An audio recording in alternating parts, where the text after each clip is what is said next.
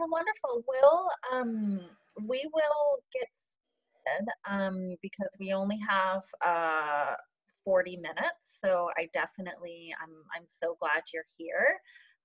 Thank you so much, Bean, for being here. I'm super excited for this because I feel like environmental psychology is not necessarily being talked about so much. So, Yeah. Yeah. yeah. So, Bean is of Bean Davidson of Lifestyles by Design, where Bean focuses on design, education, and art to inspire a movement. She's actively designing and researching how interiors promote a positive impact on our lives. And environmental psychology, not um, like I wasn't necessarily familiar with the term, but it's a field that focuses on how the interior between an individual and how we interact with our surroundings. So how do our surroundings affect us? So on Friday we had Allison Carmody speaking about our inner interior world. So now being you get to speak about our interior world in the physical sense. So thank you Okay. so much. All right. Well, a little bit more about me and what brings me to this point in my career is that I actually was a respiratory therapist for 10 years, and I worked in an ICU, death and dying ventilators. I would be right now in times of COVID, I would be the person in the unit caring for patients like that. So I still have a lot of friends and family in the healthcare profession and respiratory therapists as well.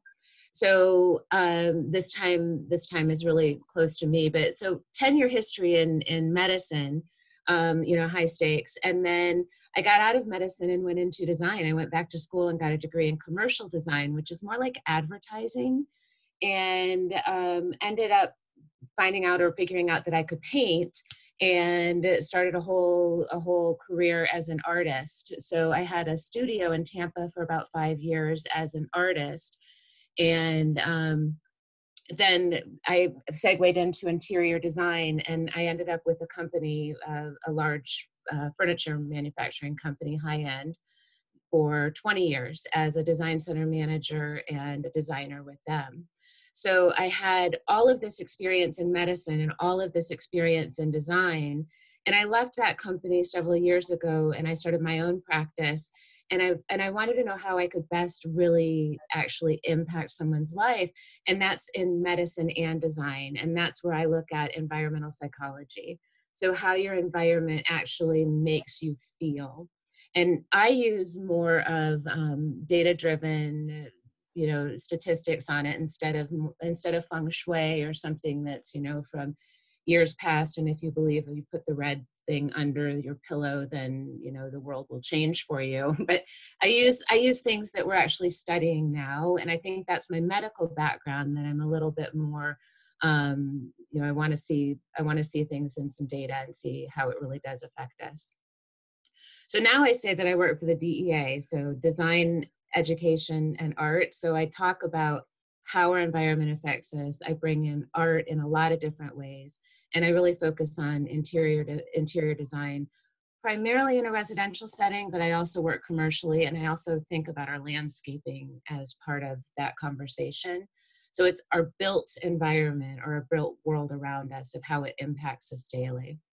And stop me at any time if you guys have questions. I've got some bullet points of some things. Oh, I see somebody else joining in. So that kind of sets you up for who I am and why, how I come to the place that I am in the world of design. And I also have a little bit of a voice of, I give talks on how a coffee table can change your life. And I really feel like a lack of a coffee table or a lack of a traditional environment, in an interior environment, has really helped shape me in a weight loss journey. For most of my adult life, I was around 300 pounds. And I had lost it in my early 20s, gained it all back and then some, and then lost it again. Probably it's been 8 years now. But the statistics are that only 3% of people lose that amount of weight and keep it off over a year. And I was definitely that on my first go round and now on my second. I feel like my environment has really played a key role in that, of not having a coffee table, having a place to get down on the floor and do yoga, to stretch, to meditate, to breathe, to have set spaces in your home instead of a fancy wine cellar or a living room that you rarely ever go in. Actually make spaces around you that may seem untraditional to most, but they work more towards your goals and your tasks and well-being daily routines. So I know that a couple people joined in. David, welcome. So my name's Bean. So we're talking about environmental psychology and how even now, especially with COVID, I encourage clients to look at things differently. If you have a dining room that you use 3 times a year, why is it a dining room? Create flexible spaces around you. I think that that's super important to not have a stagnant environment. So, a lot of people think, all right, well, I went out and I bought the sofa and I got the 2 chairs and I got the end table, full stop. And now that room should just be a moment in time where it doesn't move with you. Well, life is a series of changes. So if you're all of a sudden you want to take up sewing and you want to make a dress, then how are you going to lay out that fabric? Or you want to go down into downward dog, then you should have a yoga mat or a space available to make that happen, without having to rearrange furnishings or very slightly rearranging. Lighting is a big one. Lighting in any space is really important. The happiness reports throughout the last several years, show that the Scandinavian countries, even though they live in a lot of gray in their environment, just seasonally, they really pay attention to light. Candlelight is a big part of that, and how they have their windows open. I was in a client's home the other day, and there were 3 people that are in and out of that house all the time. And they're like, but it's so dark in here. And I walked over to one of the windows and I opened the blinds and I was like, no, it's not. But they had lived there for so long thinking, well, I said it and now I just forget it. I just let it go because my interior should just be a set entity. Your interiors really should breathe and live with you and function for you on a day-to-day basis. Hi, Noelle. Hello, welcome. Yeah, I feel like, how do you, when you have a super small space, what do you recommend? Because I've been working out in my living room, but it's a small space. The number of right. That's a really good question. Noelle, could we get you to mute? I see some, yeah, thank you. So a really small space is a great question. Think going vertical. So if you're in a small space, and think convertible furnishings like a Murphy bed or a drop down table, or that's when you really want to get creative with multifunctional pieces that can perform very easily, not with I have to move 16 things to manipulate it, but table surfaces that can twist. My studio is a good example of that, where we're at right now. If you can see behind me, shelves, floor to ceiling, all my supplies out. But it's also my office. I also have a small living room. I have another sewing area. So, but up is a good answer for that. Right. But lighting, so think about lighting in this time right now, even in small spaces. If you have guest bedrooms or laundry rooms that the doors are open, but there might not be natural light coming in there, have a small LED light in that space, always on, always. And I know that we want to be environmentally friendly and we don't want to use a lot of resources, but the new bulbs now aren't like the times when we were, we can run a 100 watt bulb and we can have 15 lights on in the house now for the cost of that energy. And for our well-being, we have to have some type of trade-off, and especially now. So that's a good one too that I could recommend to everyone right now is any dark corner of your house, think of a different way that you can light it, whether it be an uplight on the floor or a spotlight coming down, or maybe under cabinet lights, something like that.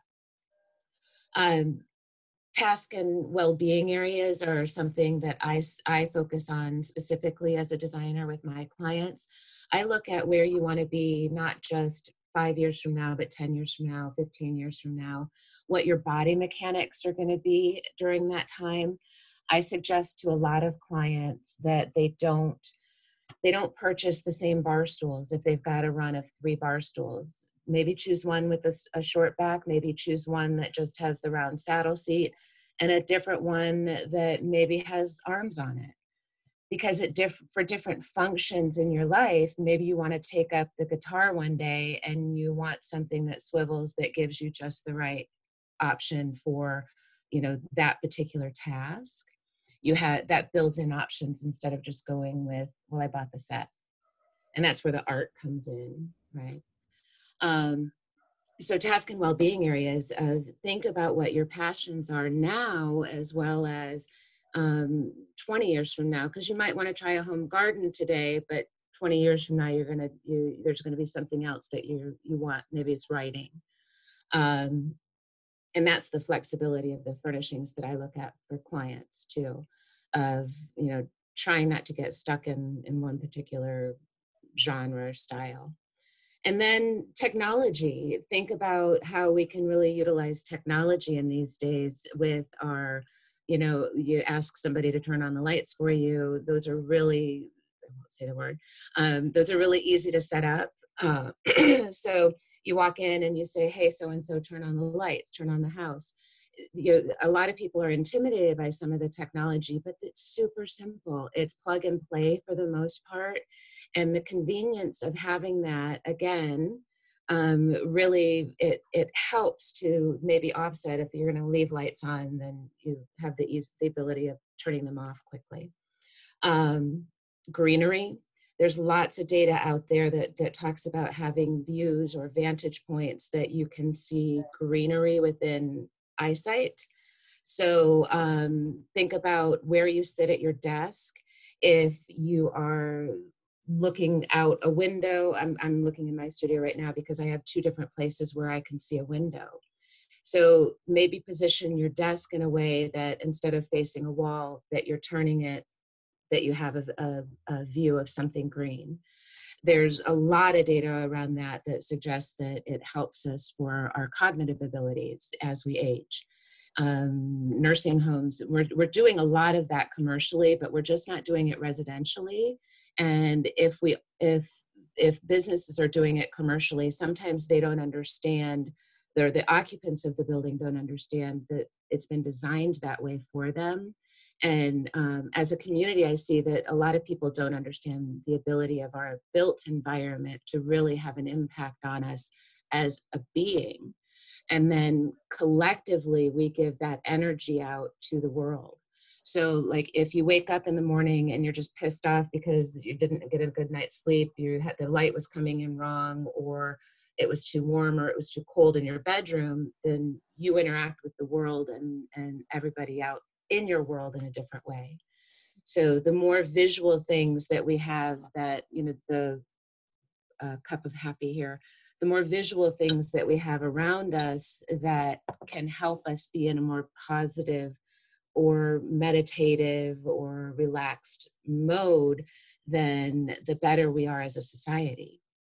And our environment can play a huge role in that. And as we get away from color and we lean more towards the black and white and gray in our architecture without a lot of color and interest and texture and scale and variability, then we kind of blank out as a society, and we just kind of, oh, well, all right, there's nothing visual for us to be stimulated by. So it's important in some of these newer builds that we pay attention to that, because it can affect us like I said, as a society. And I can really go on and on about these topics. So, do you have any like practical tips? Like, for example, like one thing, because I do have a small space, like I'll struggle with clutter.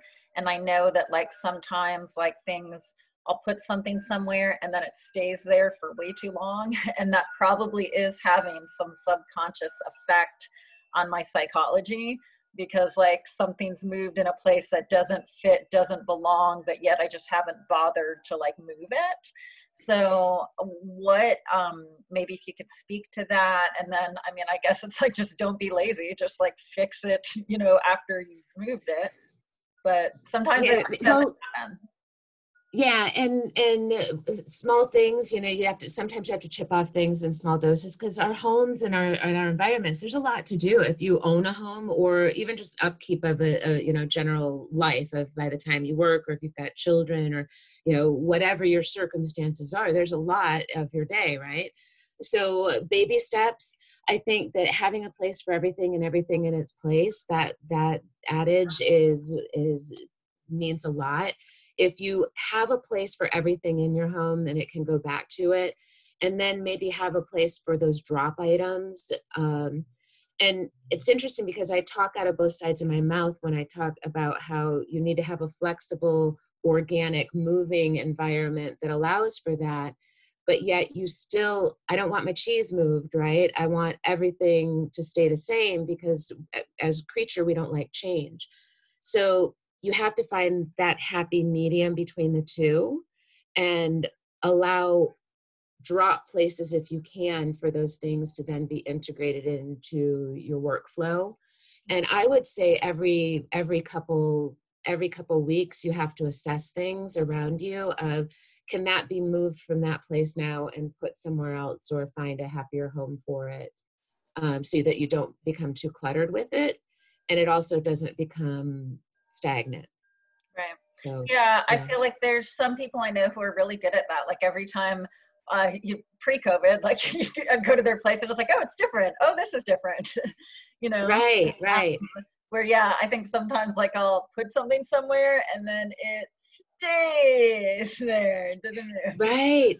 And then we get in a mindset of, well, it just needs to be there. Well, no, it doesn't. Everything can be moved, and everything in our life needs maintenance. Everything needs maintenance. And Right. that I think that sometimes our interiors, we get in that blinder mode, that our interiors are set and forget. And everything in our life needs maintenance. Our bodies, and I come back to the crow practice of our breath, you know, everything needs some type of haircut, or a trim, or watering, or nourishment, or a dusting. So that's when you assess, you know, how you want that environment to possibly change. Color is another one, how you surround yourself with color, because there's lots of studies, lots of great data out there about how color can affect you. And I would highly recommend people reading up on, you know, just what colors you surround yourself with. But just because there's data out there that says red is this color for someone, if you've personally had a bad experience with that color, you're going to be traumatized by it, or you're going to have a bad reaction. So everything with a grain of salt, and customized to your nest or what you need. And then one thing that is interesting in some of these bigger homes that I see, I've been a judge of the Parade of Homes for a while, and these big, massive houses, but in, you know, lots of reflective surfaces, and sound is a big one for us as well in our built environments, and even in small spaces. I see you've got window treatments, which makes a big difference for sound absorption. But I was just in a new build today, and it was like echoing around us. I created this little guy. We're going to be making some baffling out of him. But there's creative ways that you can create baffles, because too loud of a room affects your taste buds, and you eat more. You don't necessarily eat more, but you tend to add more salt, more sugar, more oil. if you don't taste the food, more spice. So, which I think is a really interesting study to think about in loud restaurants or in your home in these great rooms. If the decibel level is normally high in there because you've got the game on in the background, you're adding more salt to your food, and then a year from now you have high blood pressure. So there's a correlation to sound and our body and our well-being. And we don't, designers as a whole, in my practice, I haven't seen a lot of other designers talking about things like that, of how it physically can affect us. Even in your work, your place of work, if you have loud, higher decibels, then you're going to be affected by that physically. And salt shaker just being one of them, which isn't good, right? Rates of depression, obesity, opioid addiction. We're creating these silver boxes around us with not a lot of visual stimulus. And the minimal, I don't mind a minimalist way of life. I get that. But I feel also that we need handicraft. We need small things to occupy our times as creatures that bring us mental well-being and dexterity. So there's a lot of different reasons why I look at, someone's personal goals as to what they want to do in their life. Take up the mandolin, the ukulele, whatever it is, look at different things that they may do, and then provide spaces that will encourage that. Yeah. Well, I think the link of depression, like part of depression, people is when you're isolated. So especially for people that are alone, like the rate of depression is going up, the rate of domestic violence will be going up, like all of these things. So maybe like one way to combat that, something we have control over, is our physical environment. Because like I know, like I've gone up and down, myself, right? Yeah. So one thing that I can suggest for that is a handicraft. And this is a great time to bring this up, because for David, I don't know if you weren't on initially, but my background is in medicine. I worked in an ICU for 10 years as a respiratory therapist, death and dying code team, emergency. And 20 years now in design. So a tailor friend of mine asked me early on in COVID-19 to make 100 masks for healthcare workers. And I was like, yes, I'm in. And I started churning out masks. And then I went into side business of creating them for public, because I've created a nice product here that is great. So where was I going on this? You've been like one of, I feel like, the leading voices in Orlando with the Orlando face mask movement, I'm going to say. Like I saw you jump on that early mid-March, and you've just been a leading driving force I believe you now have a contract with Orlando Health. Like you've provided not hundreds, but thousands of masks now. Is that correct? Yeah. And it's Bonnie Lewis with Orlando Face Mask Strong. I think she and a couple other people were part of the original, and I threw up my hand early on and I said yes. And then I've been a liaison with them. I think we're over 6,000 or 7,000 masks now. Yeah, it's a community movement, and it's been the handicraft. That's where I was coming up with this, because it hasn't just affected me. I'm a sewer. I can make a beautiful mask. I can crank it out, but not everybody can do this, because this is an art level sewing. It's an art. So, and I say that because I am in quarantine with my beloved, Mark.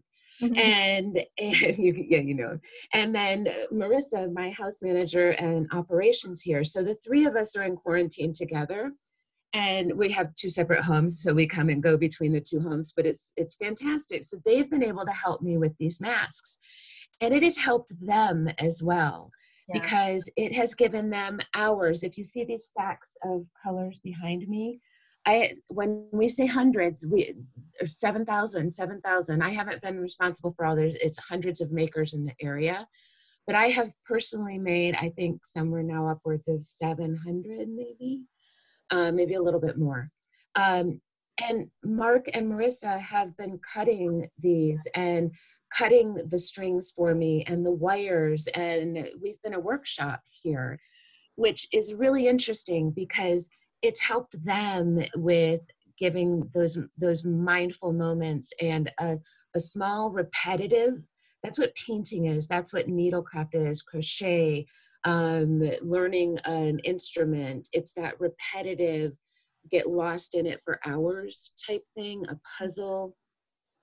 Those are good things that you can have set up around you in your immediate world that that can make a difference for you. Cooking, dehydrating fruit, that takes hours to do. Cutting thin slices.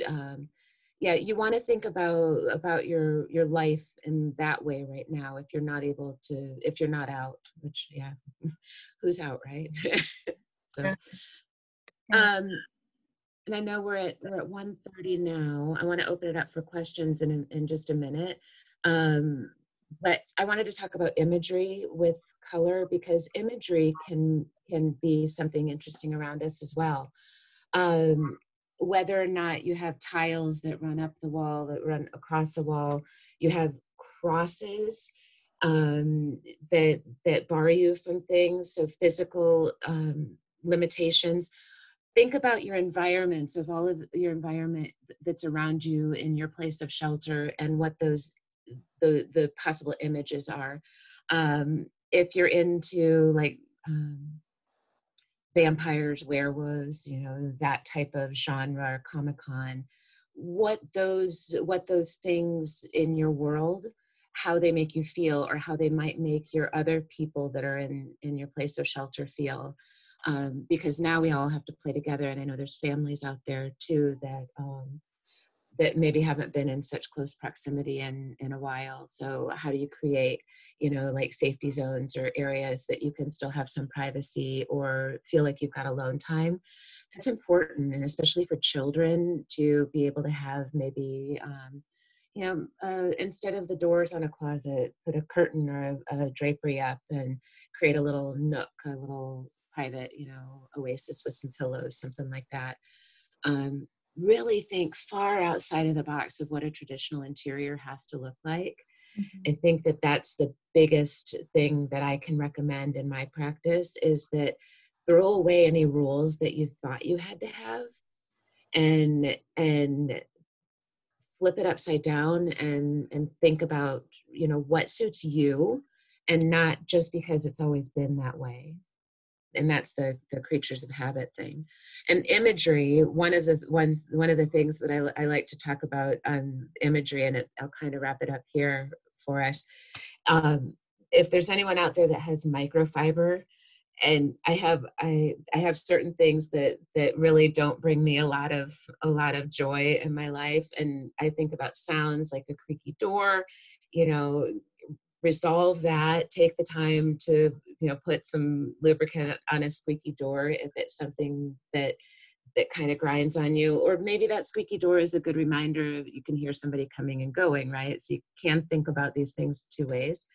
The sound of Velcro really just it makes me, it's not a good thing for me. So I don't like to have a lot of Velcro in my world, just for that simple thing, which is kind of an interesting one.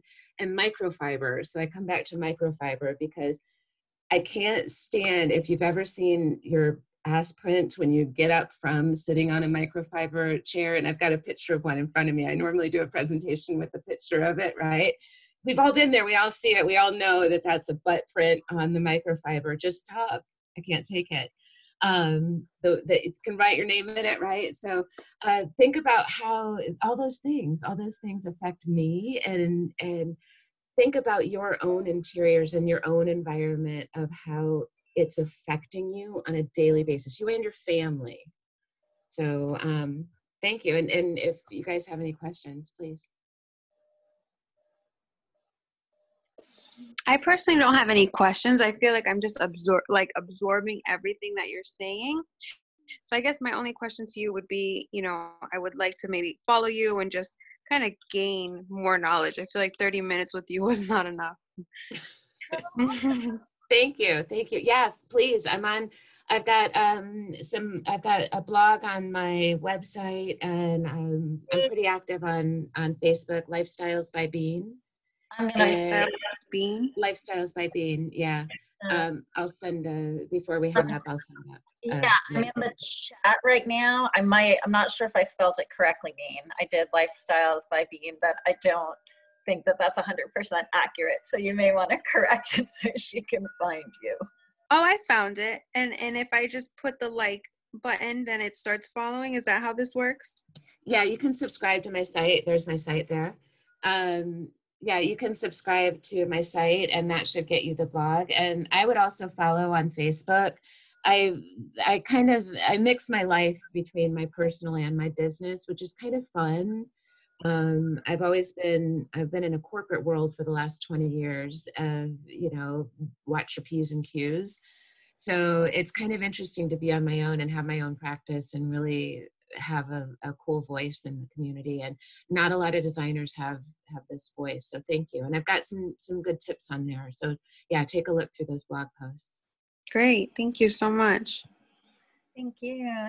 Thank you both for being here. Bean, you have been so inspiring to see what you've been doing with the face masks.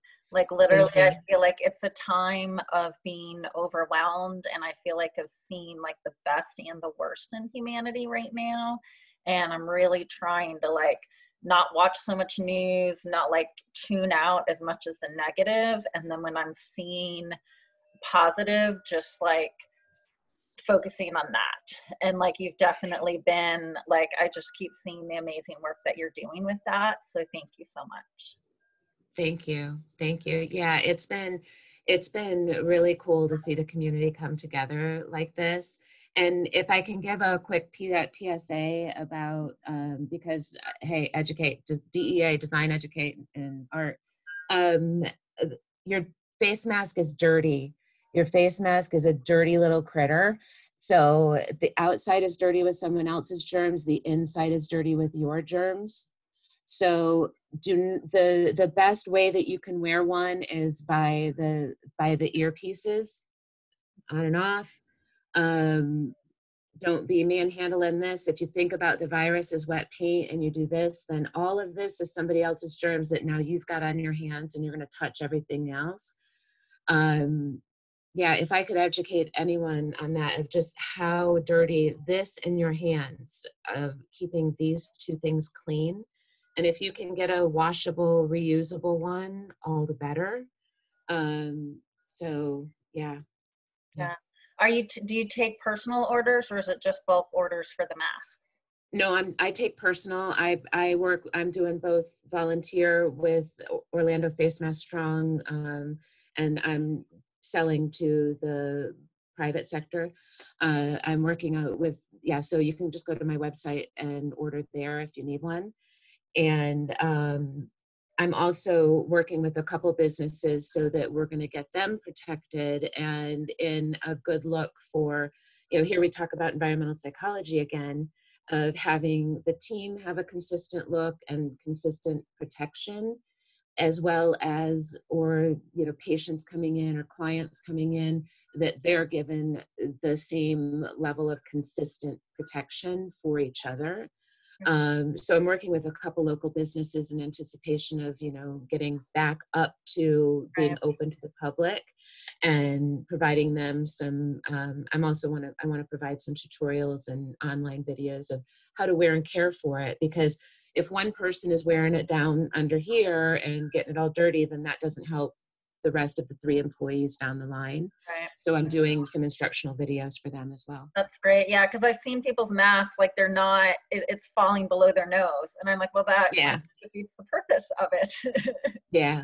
And Mark reminds me that, I don't work in an ICU, and I can't expect the world to be an ICU, but that's how my mind works. So I know the level of how you have to be in order to get this little critter. And it's going to take all of us, playing along and being patient and understanding of everyone else, and deep breathing. Yeah. Deep breathing. because I know we will be, there's, places are opening. I think HC, you guys may be in South Florida, but yeah, we're beginning to open up, and what does that look like, and how are, is everyone wearing masks? So I know we have less than a minute. I just want to thank you all again so much for being here. Thank you, thank you, thank you. Thank you so much, Bean, for sharing your knowledge and wisdom on environmental psychology. We really appreciate it. Thank you. Awesome. Monday we have Friday, Coach Connie. Monday we have Saima, who's an acupuncturist. So hope to see you back. Bye-bye. Thank you. Thank you all. Stay safe. You too. Bye-bye.